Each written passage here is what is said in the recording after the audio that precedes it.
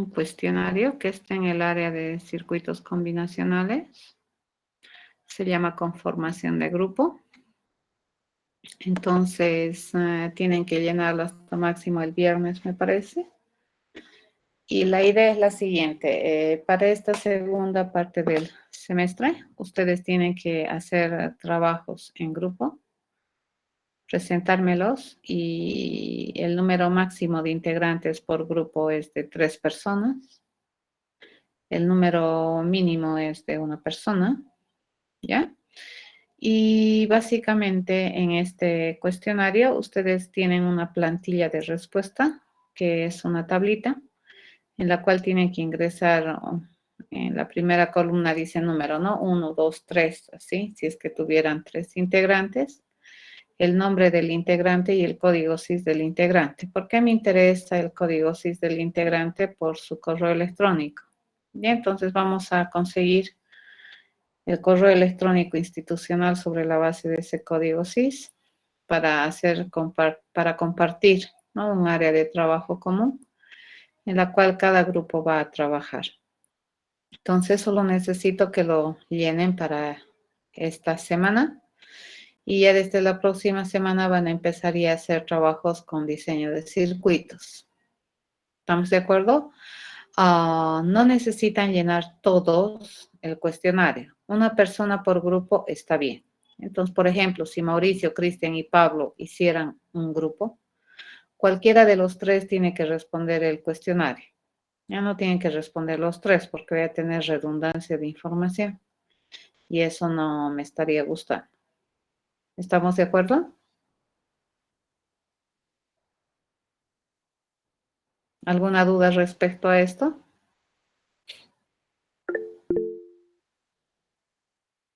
Ok, no hay dudas. Tengo que entender que no hay dudas respecto a esto.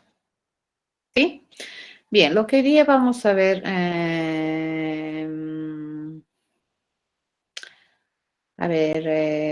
repito, para esta segunda parte del semestre tienen que hacer prácticas, tienen que ganarse 30 puntos haciendo prácticas, ¿sí? Y sus prácticas ya son diseños circuitales, para lo que van a trabajar en grupos de máximo 3 personas. No pueden haber más personas en su grupo, ¿ya? Entonces, se los he establecido un cuestionario en la plataforma Moodle que está en el área de circuitos combinacionales. Se llama conformación de grupo el cuestionario, y básicamente solamente tiene una pregunta que tienes que llenar en una plantilla que es una tabla. Tienes que ponerle el nombre del estudiante, el código SIS del estudiante con el que vas a hacer grupo. Y como les comentaba, solamente un miembro del grupo responda el examen o el cuestionario, ¿no? No respondan los 3. Pónganse de acuerdo cuál de los 3 va a responder y asegúrense de que sus datos están bien. Yo necesito que su código sí sea correcto para que sobre la base de ese código sí yo utilice su correo institucional para compartirles un espacio donde van a trabajar en grupo. Ahora sí, ¿comprendido?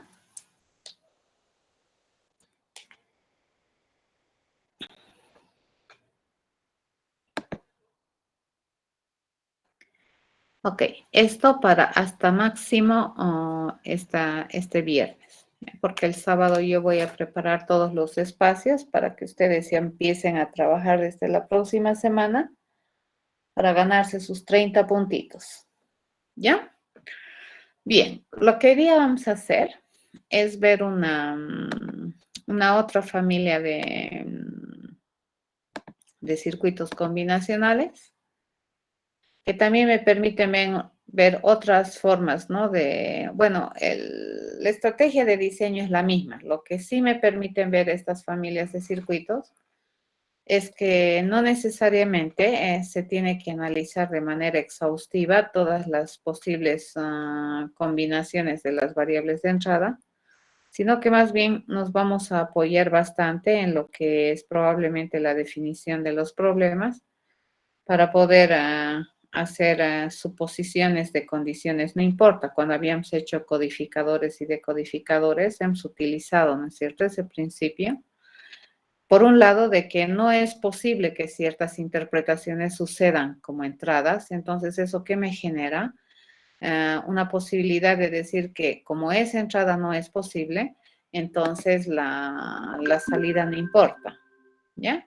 Y lo mismo, ¿no? Sucede cuando hemos hecho el decodificador, pues hemos dicho que de las 4 variables de entrada que teníamos en el decodificador, 6 de ellas serán imposible que se den. Por lo tanto, nosotros hemos agarrado también la misma idea, que si es que esas entradas son imposibles, bueno, las salidas también son imposibles de... No importa.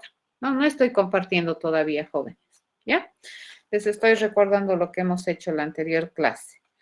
Ahí que habíamos visto que en este ámbito del diseño de circuitos, las condiciones no importan en las funciones de álgebra de Boole, o sea, nos ayudan bastante, ¿no es cierto?, a razonar. En el codificador, por ejemplo, habíamos definido que íbamos a tener 10 variables de entrada, lo cual me generan 1024 interpretaciones diferentes. Pensar en una tabla de verdad para las 1024 distintas posibles interpretaciones es impensable, ¿no? Y ahí nos habíamos dado cuenta que por las condiciones del problema, de las 1024 solamente 10 pueden ser correctas, las otras no se puede dar, ¿no es cierto? Por la significancia de las variables de entrada.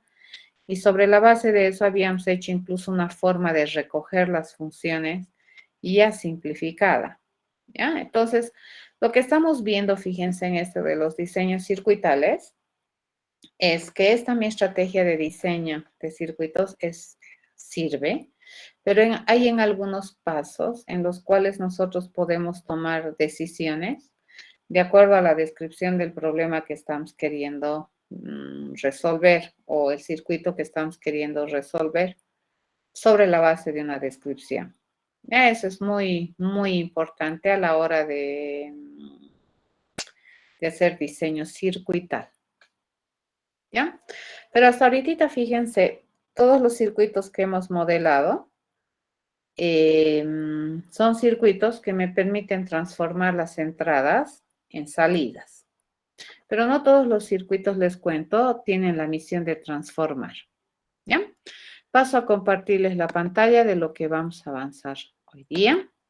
Y como les estaba comentando, vamos a ver una última familia de circuitos que vienen a ser combinacionales, que a diferencia de lo que nosotros habíamos visto con la circuitería básica que me modela los operadores, que habíamos trabajado biencito los sumadores, ¿no es cierto? Pero con la idea de los sumadores, por ejemplo, ustedes podrían definir circuitería para todas las operaciones aritméticas, para todas las operaciones lógicas, para todas las operaciones relacionales, que vienen a ser el set básico de la arquitectura de un computador.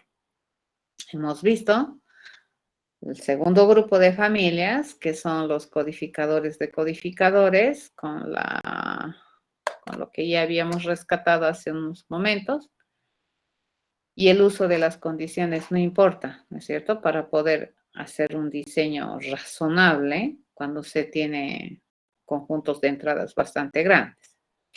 Sin embargo, estas dos, le llamaremos así, ¿no?, grandes ejemplos de circuitería, tienen una misión que básicamente es agarrar las entradas, transformarlas de algún modo y obtener las salidas, ¿no es cierto? Transformamos estas entradas para obtener salidas. No todos los circuitos son así. Ya vamos a ver hoy día entonces una pareja de circuitos que se llaman los multiplexores y demultiplexores. Y básicamente lo que se trata de estos circuitos es dejar pasar la información de un lado a otro. ¿Ya? Eso hacen estos circuitos. Y va a depender, ¿no? Si estás haciendo un multiplexor o MUX o un demultiplexor de MUX, que también se llama, para ver cómo se pasa la entrada de un lado a otro. ¿Ya? Entonces, nosotros, por ejemplo, podemos tener aparatitos a través de los cuales podemos distribuir la información, un dato, por una de varias alternativas de salida, o al revés, ¿no? tener varias alternativas de entrada y solamente una de ellas propagarla hacia la línea de salida. Eso es completamente posible. Este escenario que ustedes tienen en la diapositiva es un escenario que hace años era bastante común en el mundo de las computadoras. Las impresoras, que vienen a ser dispositivos de salida dentro de todo lo que nosotros manejamos como el esquema de la computadora, antes, pues para poder funcionar necesariamente tenían que estar asociadas a un procesador que a su vez estaba pegado a una computadora, ¿no? Y para poder trabajar con estas impresoras, aunque las impresoras estuvieran disponibles, le llamaremos así, ¿no? Por red, pues de todas maneras se requería la existencia de un computador. En el departamento de informática hace unos 20 años más o menos se tenía algo así, ¿no? Teníamos una computadora que era la computadora de uno de los colegas y en su oficina habían 3 impresoras, una impresora láser, una impresora que era matriz de puntos y una impresora a chorro, ¿no? Aquellas veces las impresoras a chorro y las láser eran muy escasas, ¿no? Las a chorro costaban muchísima plata y las láser también. Las a chorro eran más baratas que estas, pero eran más costosas a la hora, digamos, de los insumos a la larga. Las que eran muy comunes eran estas a matriz de puntos que golpean, ¿no es cierto? Tienen como las máquinas de escribir, tienen sus letritas y van golpeando, ¿no? Sobre la hoja y así van escribiendo. Entonces, en el departamento, cuando tú querías imprimir, por ejemplo, algo que sea en borrador, una plana, digamos, para revisar algo en borrador, imprimías en esta maquinita. Ya cuando querías imprimir algo en limpio, pero era de poco volumen, máximo 10 hojas, digamos, pero querías imprimir en limpio un proyecto, un informe, una carta, imprimías en esta, en la de a chorro. Y si querías imprimir un libro, por ejemplo, aquellas veces que ya tenía más de 50 hojas, cosas así, entonces utilizábamos la láser por la velocidad. ¿Sí?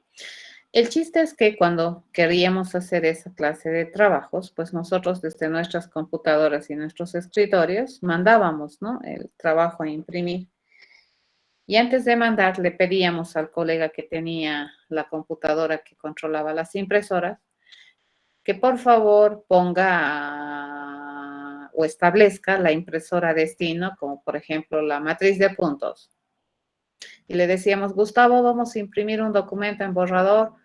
Entonces, él lo que hacía en su computadora, tenía estas 3 impresoras, ¿no? Estaban asociadas a su computadora y tenía un aparatito ahí, ¿no? Que era como estos que tienen como tostado, ¿no es cierto? Cacas van girando y dependiendo de dónde apuntaba, digamos, el puntero de esta perilla, entonces se activaba esta o esta con impresora.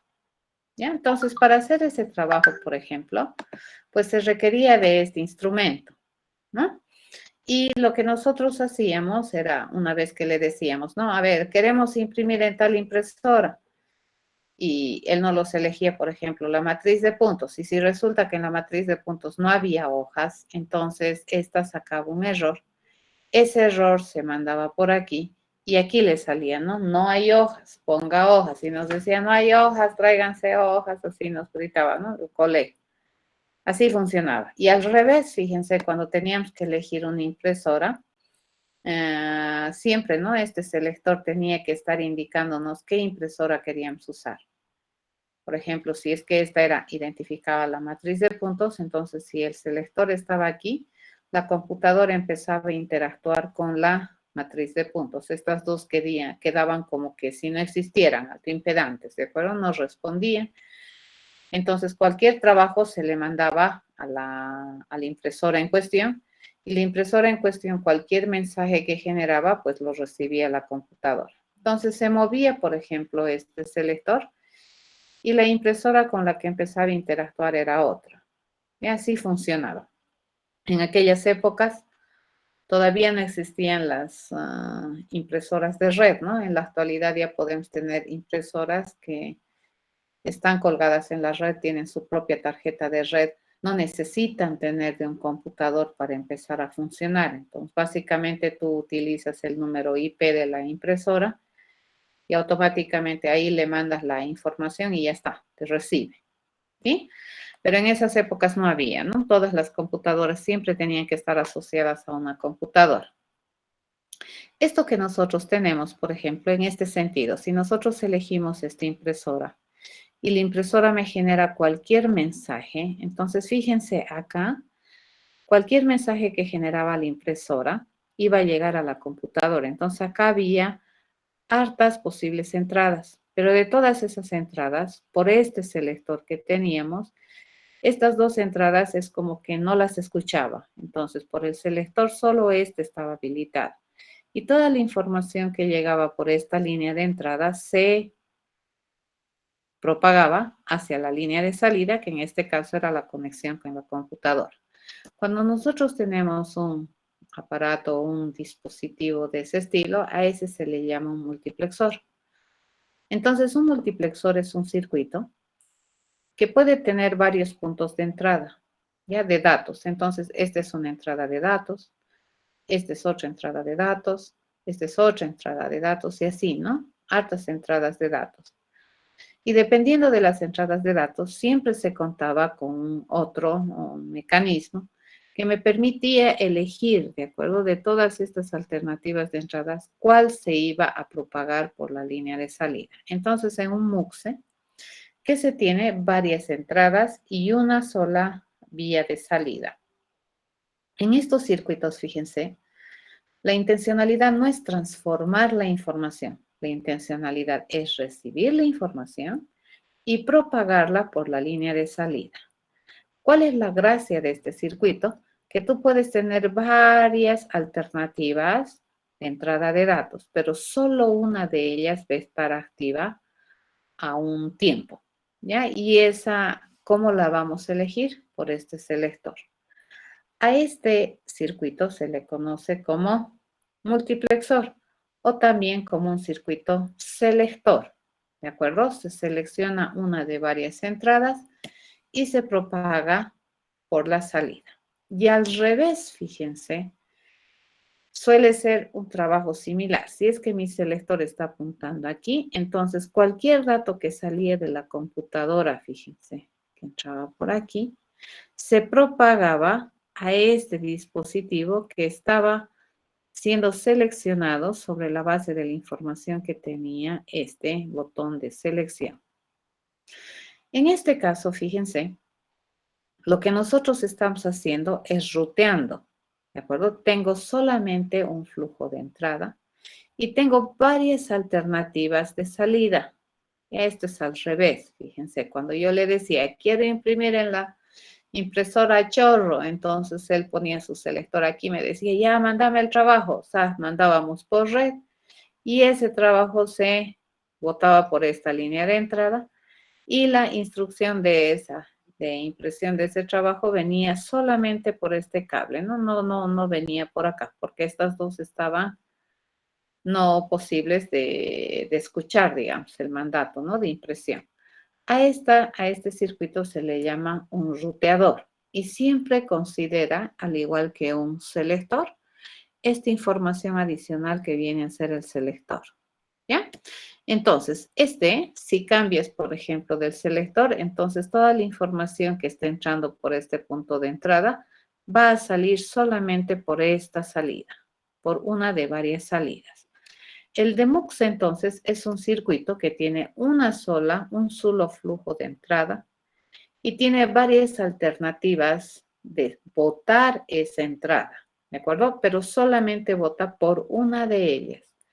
A este circuito también se le conoce como un circuito ruteador o encaminador de información. Como ustedes observan, este circuito, al igual que el MUXE, no tiene la misión de transformar los datos de entrada. Su única misión es dejar pasar, ¿ya? En este caso, ¿cuántos puntos de entrada tenemos? 1. ¿Y por dónde va a dejar o hacia dónde va a dejar pasar esa información que está ingresando como entrada? A una de varias alternativas. ¿Y de qué va a depender? ¿A dónde va a votar? Va a depender de cómo está la información de su selector. ¿Ya? Estos también se consideran circuitos combinacionales. Entonces vamos a diseñar un MUXE y vamos a diseñar un DEMUXE. Por el momento probablemente ustedes no le vean tal vez mucha utilidad, pero son bastante útiles. Fíjense, este dominio o este contexto de realidad que les he comentado existía, ¿no? Hace unos 20, 30 años, por lo menos así funcionaban las impresoras, ¿ya? Por las razones que les había explicado. Pero aún así, bueno, ahora ya no me dicen, ¿no? ¿Ya para qué necesitamos? Se siguen necesitando estos circuitos para seleccionar o para rutear. Y vamos a ver que estos vamos a utilizar más adelante para el diseño de memorias, ¿ya?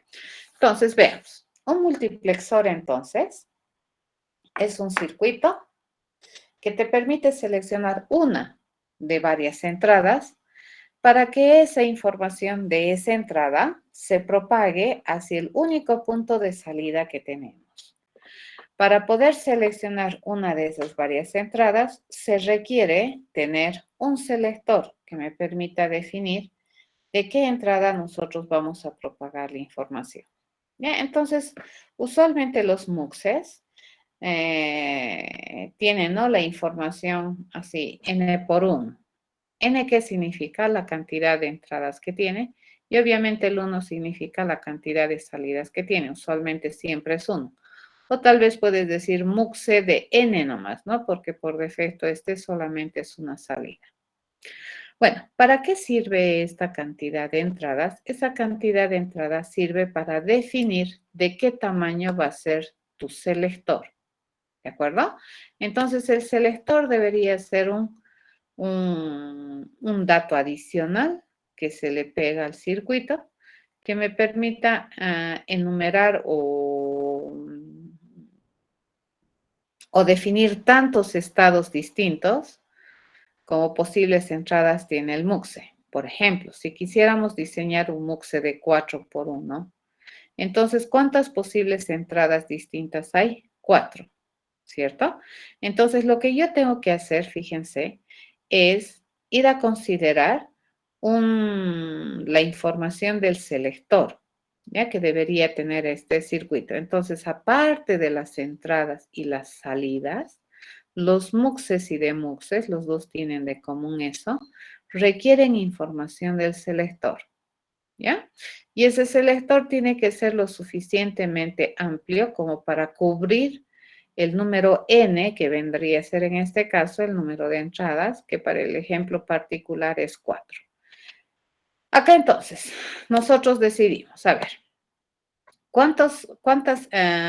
este es mi análisis del problema, ¿no ves? Se quiere tener un circuito que dadas 3 entradas de información, me permita seleccionar una de ellas y propagarla por mi única salida o línea de salida. ¿Ya? Esa es la descripción del problema. ¿Cuántas salidas yo necesito? Me dice, bueno, yo necesito una. ¿Ya? Y en este caso, a ver, la pregunta del millón. ¿Y cuántas variables binarias necesito para representar mi canal de salida? Y acá te digo, pues no es tan importante, ¿de acuerdo? La cantidad de líneas de salida o variables binarias de salida que yo requiero. Lo único que yo sé es que ese canal de salida debería tener la misma cantidad de líneas de salida o de bits, le llamaremos, que cada entrada tiene. Por ejemplo, si en cada entrada yo puedo mandar información de 4 bits, entonces esta mi salida de cuántos bits debería ser de 4. Entonces, como no sabemos exactamente cómo es eso, nosotros vamos a denominar, digamos, a este flujo de salida como D. Así le vamos a llamar. ¿Ya? Entonces, ese va a ser mi flujo de salida, D. ¿De cuántas variables binarias estamos hablando? Pues no importa en realidad, como no vamos a transformar y para nosotros no tiene una semántica especial cada línea de entrada y o salida, sino lo único que sabemos es que hay información por ahí que solo Dios sabe qué significa y lo único que queremos es propagarla. Y entonces en este caso vamos a denominarla D a mi línea, entre comillas, ¿no? Línea de salida, que en realidad acá lo vamos a llamar a mi canal de salida. Entonces, ese mi canal de salida puede ser tan sencillo como una línea binaria o como un bus paralelo de datos. ¿De acuerdo? ¿Se entiende eso?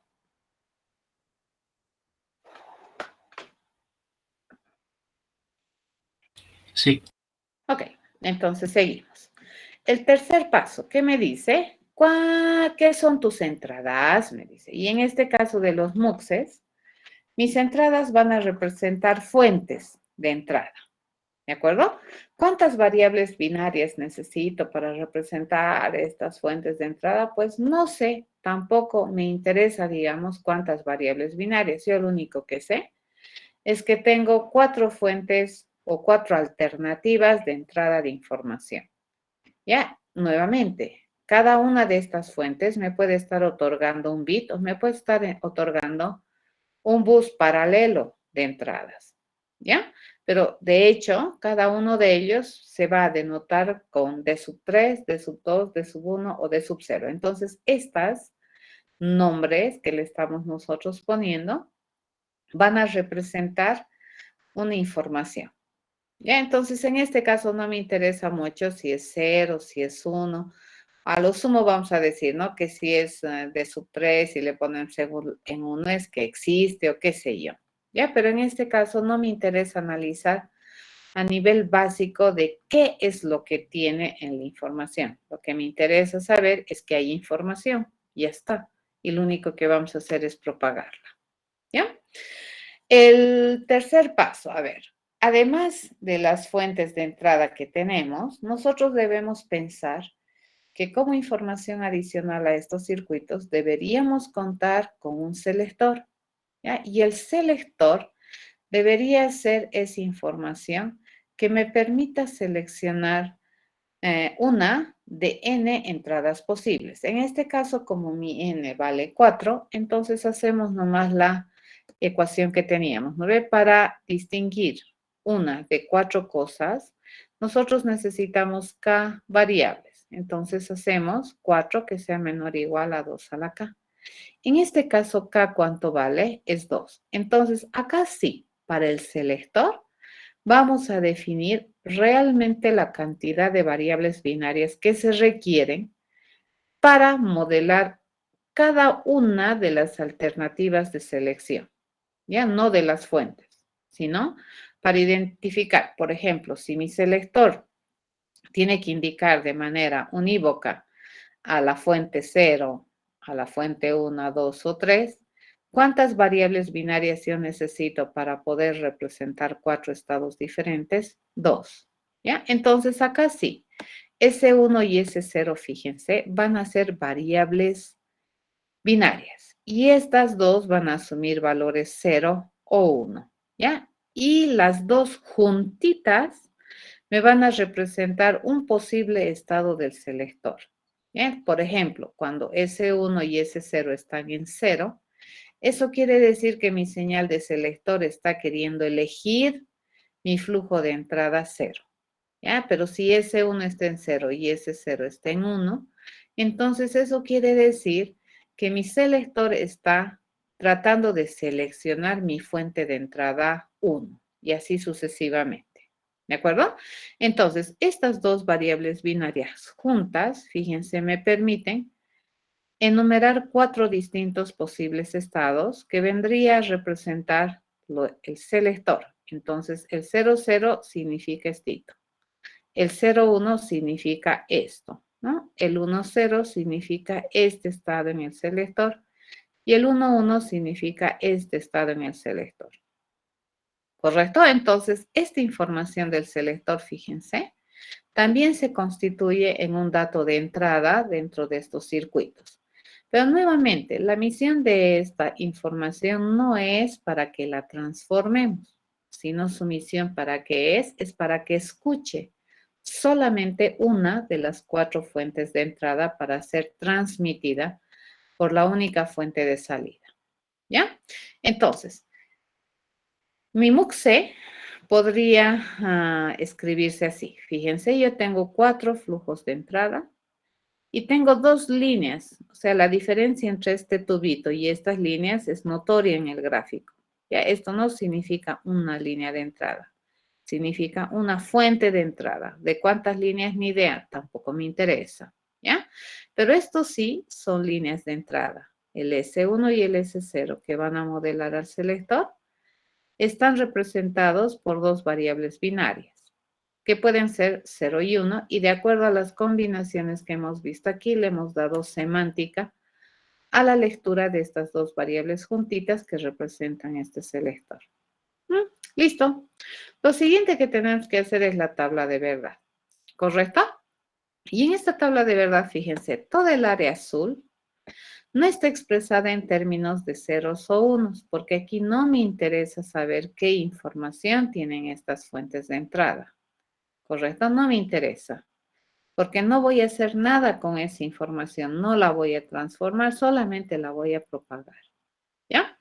En este caso, fíjense, las 4 fuentes de entrada están disponibles para el MUXE. Y dependiendo de cómo son sus señales de selección, aquí sí, las señales de selección, fíjense, son variables binarias. Y en este caso sí me interesan las variables de selección, ¿no es cierto? Y su interpretación. Por ejemplo, cuando S1 es 0 y S0 es 0, eso quiere decir que nosotros vamos a dejar pasar la información que está entrando por el canal de entrada de sub-0 hacia mi canal de salida, hacia mi flujo de salida. ¿Estamos de acuerdo? Eso va a suceder. ¿Cuándo? Cuando estas 2 selectoras estén en 0, 0. Si estas selectoras están en este estado, entonces, ¿qué canal de entrada voy a transmitir por mi salida? De sub 1. ¿Ya? Si es que mis señales de selección están en esta combinación, entonces, ¿qué canal de entrada voy a dejar propagar hacia mi salida? De sub 2. ¿Ya? Y si es que esta combinación se está dando en mis líneas de selección, entonces, ¿qué canal de entrada voy a dejar pasar hacia mi salida? De sub 3. ¿Hasta acá estamos bien? Fíjense, por esa razón no me interesa qué valores asuman esas, entre comillas, ¿no ve? Entradas que tenemos, no son variables, ¿no? Tenemos entradas del circuito. No me interesa si son 0, si son 1, si es 0, 0, 0, 1, 1, 1, no me interesa, ¿correcto? Lo único que a mí me interesa es que eso es alguna información que esté ingresando, ¿ya? Y dependiendo de la señal del selector, bueno, solo una de ellas, fíjense, va a pasar hacia la línea de salida. Bien diferente a lo que hemos hecho hasta este momento. ¿Alguna duda?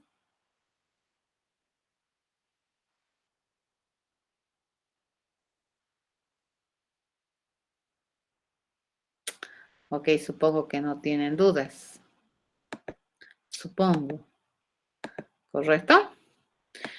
Ok. Una vez entonces que hemos hecho eso, ¿cuál es el siguiente paso que te dice? Recoja las funciones. Entonces, en este caso es sencillo, fíjense. La función, entre comillas, ¿no? Para mi canal de salida va a ser así.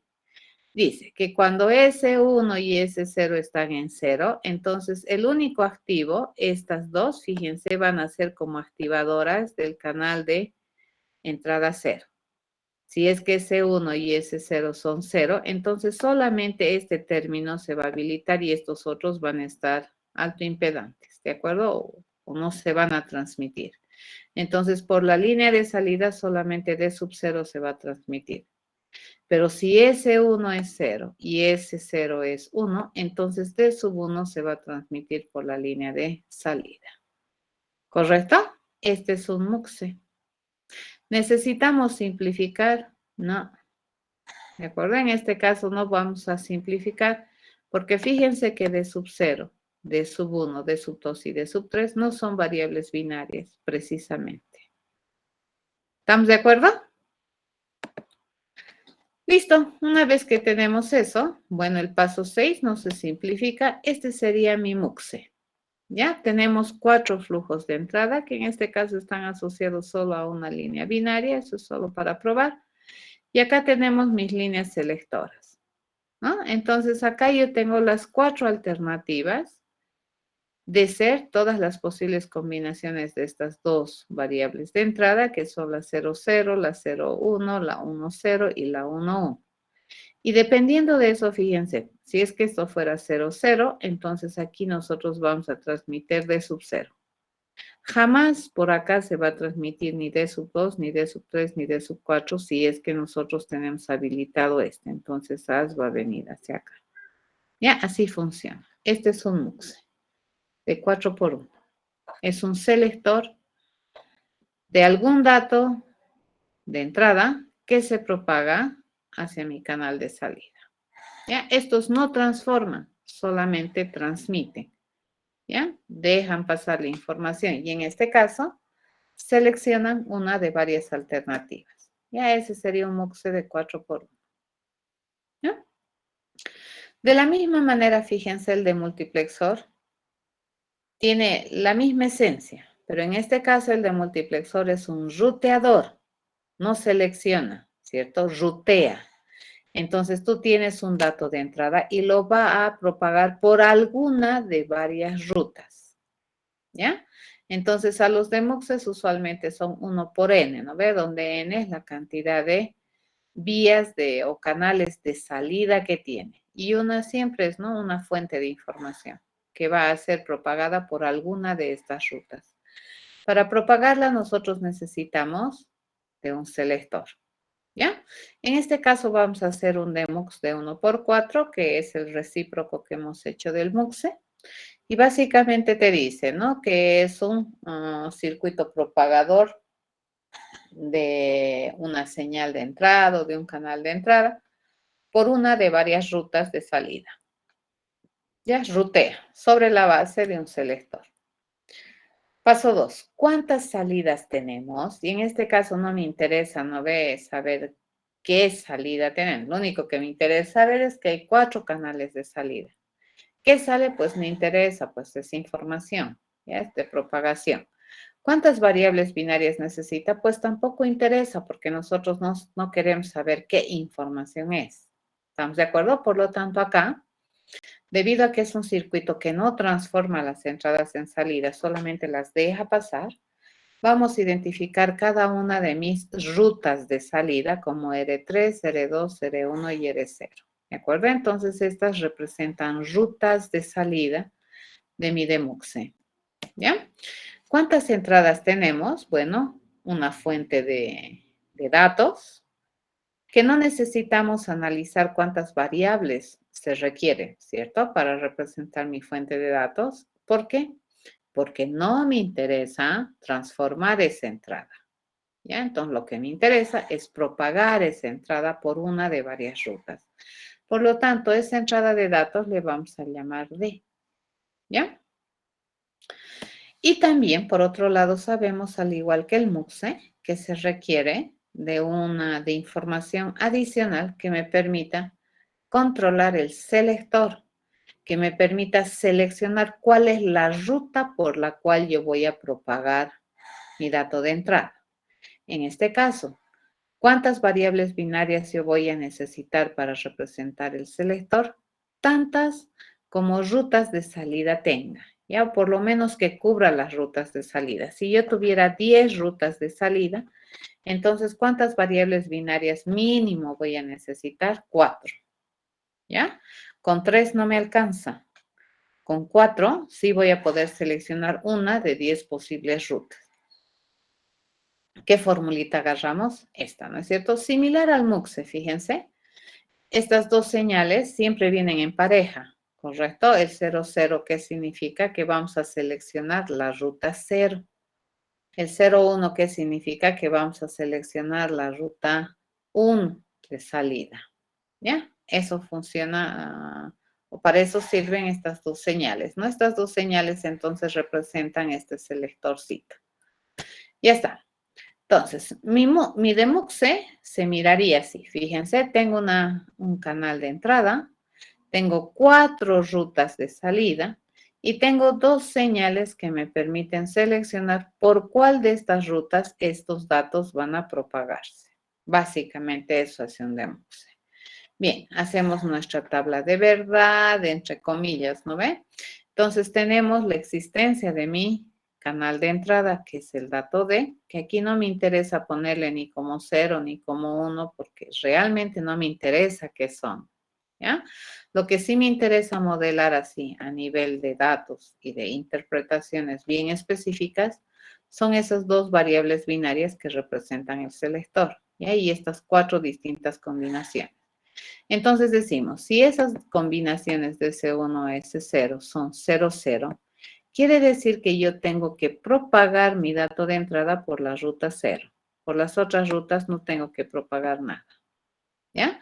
Pero si mi señal de selección está en 0, 1, entonces mi dato tengo que propagarlo, tengo que rutearlo o encaminarlo por R sub 1. Por el resto de las rutas no pasa nada. ¿De acuerdo? Y así sucesivamente, ¿no? Si es que las señales del selector fueran 1, 1, quiere decir que la información que está llegando a mi canal de entrada se debería rutear, encaminar, propagar por la ruta 3 y por las otras rutas nada, no pasa nada. Este 0 en este caso, ¿qué significaría alto impedante? Que no hay información por esas rutas de salida. ¿Sí? Bueno, en este caso el siguiente paso es recoger las funciones, ¿no es cierto? Y deberían recoger las funciones para cada, entre comillas, variable de salida, fíjense. Y en este caso no son variables, ¿no ves? Son canales de salida. Entonces, R0, fíjense, ¿cuándo va a votar o algo por ese canal? Cuando las señales selectoras sean no S1, no S0, va a dejar propagar por S0 al dato D. ¿Ya? Y lo mismo aquí, ¿no ve? R3 dice, tienen su canal de salida D. ¿Cuándo? Cuando estas señales selectoras son así. Cuando S1 es 1, cuando S0 es 1, entonces el flujo de datos se va a propagar por R3. Caso contrario, para cualquier otra combinación de S1 y S0, por R3 no se va a propagar los datos. ¿Ya? Listo. Hacemos el diseño circuital, que en este caso no se puede reducir más. Y tenemos, ese vendría a ser un demuxe. ¿Ya? Tengo mi canal de entrada, mis 4 rutas de salida, mis líneas selectoras, que dependiendo de cómo se combinan, entonces este dato ya se va a salir por aquí, o por aquí, o por aquí, o por aquí. Nunca jamás por más de una ruta. Ese es un demuxe. ¿De acuerdo? ¿Alguna pregunta? Fíjense, hemos hecho 3 tipos de circuitos combinacionales. En realidad a nosotros nos interesa analizar las peculiares de estas 3 familias, le llamaremos, de circuitos combinacionales. Una, que son los operadores, ¿no es cierto? Y ahí entran un montón de circuitería que tiene que ver con relacionar, ¿no? Tus entradas y transformarlas en tus salidas para controlar algo, ¿ya? Y básicamente esas vendrían a ser las que operan, controlan algunas cosas sobre la base de sus datos de entrada y usualmente las transforman, ¿no es cierto? Estas entradas las transforman para poder controlar algunas otras cosas.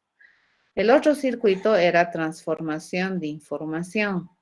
¿Ya? Los codificadores de codificadores son ejemplos de que los circuitos no necesariamente hacen operaciones, sino también los circuitos te pueden permitir transformar representaciones, ¿no? Yo puedo querer transformar, por ejemplo, una cadena número, puedo querer transformar, qué sé yo, un código binario a un código Gray, ¿ya? O puedo querer transformar un código Morse a código binario, va a depender, ¿no es cierto? Estás haciendo transformación de una representación de información a otra representación y viceversa, ¿no? El decodificador hace lo mismo, ¿ya?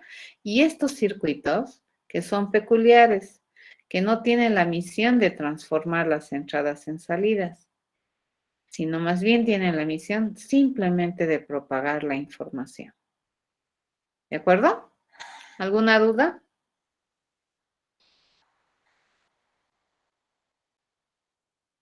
La forma en cómo recogemos las funciones. En la primera familia, cuando hicimos nuestros sumadores, completos, semisumadores, es bien diferente a la forma en cómo hemos recogido las funciones con los codificadores, porque ahí hemos introducido el principio de las condiciones no importa, y es bien diferente a la forma en cómo hemos recogido las funciones en estos muxes y de muxes. Por ejemplo, acá D no significa una variable binaria, D significa un canal de información. ¿De acuerdo? Eso, básicamente. ¿Alguna duda?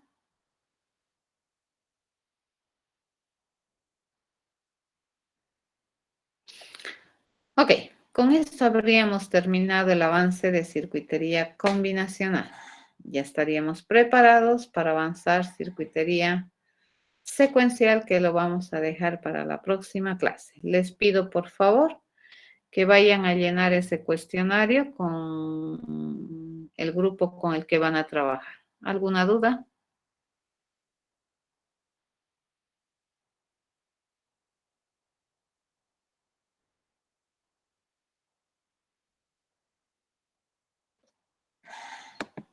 Ninguna, ¿no ves? Facilito. Luego lo que hay que hacer es practicar. Ya todo lo que te encuentres en tu mano, diseñar circuito. Eso básicamente es. Ya, al menos si no necesitas retroalimentación y memoria, se puede hacer con circuitería combinacional. Todo aquello que requiere solamente el razonamiento de una sola pasada y transformación de entrada y salida de una sola pasada, eso se puede diseñar en circuito combinacional. Ya están subidas las diapositivas. Ya acabo de subírselas. ¿Sí? Y no olviden llenar ese cuestionario, por favor, jóvenes.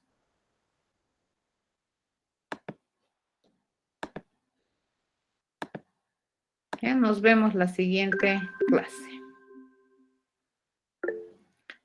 Hasta el día jueves. Hasta la próxima clase. Chao, chicos. Vayan a practicar. ¿Ya? Recuerden siempre hacer en un emulador sus diseños, ¿no? Para ver qué funciona. Hasta el día jueves.